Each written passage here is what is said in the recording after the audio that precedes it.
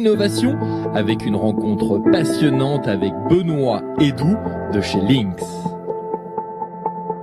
On a fait une étude de marché et cette étude de marché en fait nous a révélé que 70% des personnes sortaient seules en montagne.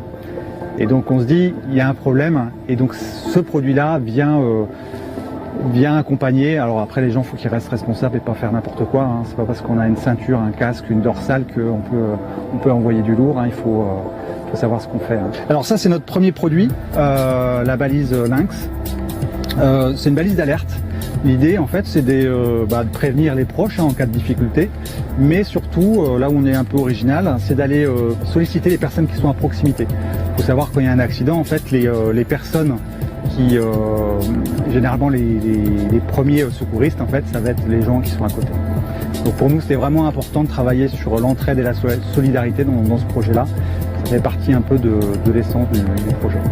C'est une technologie, on a intégré la technologie LoRa qui permet en fait de solliciter, d'envoyer un message directement à une autre balise et puis aussi d'envoyer l'information dans le cloud qui va ensuite être relayée en fait sur une application mobile sous forme de notification et de SMS pour prévenir les proches.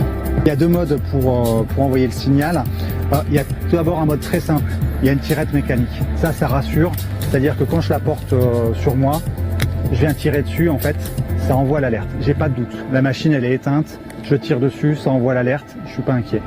Et puis après il y a un autre mode, donc quand la balise elle est allumée, ça vient détecter en fait un choc violent, une activité, ce qui fait que en fait par exemple je suis en train de faire du VTT, je me casse la figure, je bouge plus, la balise elle va envoyer automatiquement une alerte. Donc c'est la même chose hein, en cas d'avalanche, vous faites coffrer. Il faut savoir que vos chances de survie, elles s'écroulent au bout de 15 minutes. Donc la balise, le fait que vous ne bougez plus, elle va envoyer tout seul l'alerte. Et là, ça a vraiment du sens en fait, parce que ça va nous permettre de solliciter les skieurs qui sont à proximité. Contrairement à un DVA en fait qui est passif, il n'envoie pas d'alerte, il attend qu'on soit retrouvé. Le bouton ne sert qu'à allumer et éteindre. Si on veut en fait lancer une alerte, on a une tirette mécanique. Hein, on a des produits où en fait tout se passe avec le bouton, on allume, on éteint et on lance une alerte. Nous on a voulu aller sur des choses simples et qui rassurent.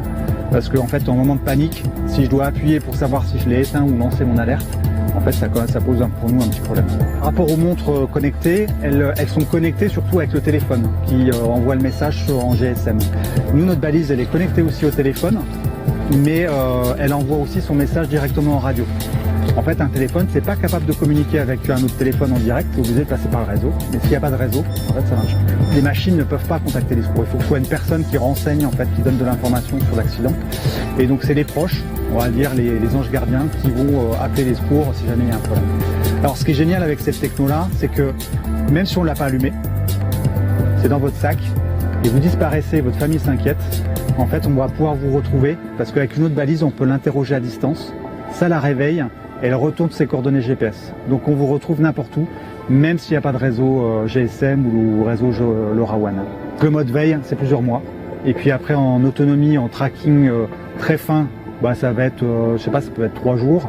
Et puis en mode régulier, j'envoie un point régulier, ça peut être une dizaine de jours. Donc pour des petites aventures au long cours, ça peut être aussi très intéressant pour que la famille puisse nous suivre en fait sur notre parcours. Elle est produite à Villarbonneau, donc c'est juste en dessous des adrets.